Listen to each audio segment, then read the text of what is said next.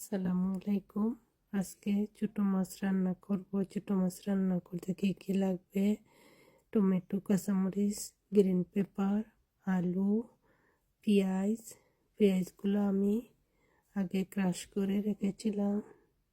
অল্পতে তেল দিব, সবগুলো ইনগ্রেডিয়েন্ট একসাথে দিব। কাঁচামরিচ, গ্রিন পেপার, টমেটো,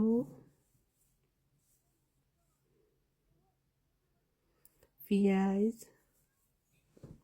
আলু। এখন মাছগুলা দিব।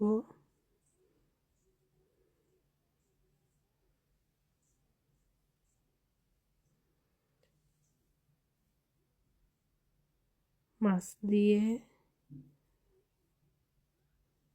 লবণ দিব, পাখর গুঁড়া, লাল মরিচ, হলুদ, ঝালমরিচ, জিরা পাউডার দিয়ে পানি দিব। পানি দিয়ে মিক্স করব।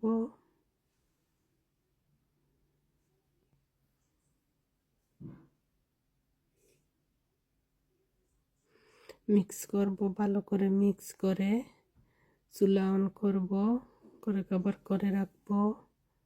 10 মিনিট জাল করব। 10 মিনিট পর এই তো রান্না হয়ে গেছে। ধুলা পাতা দিব। ইয়ামি, আপনারা ট্রাই করবেন বাসায়। ধন্যবাদ।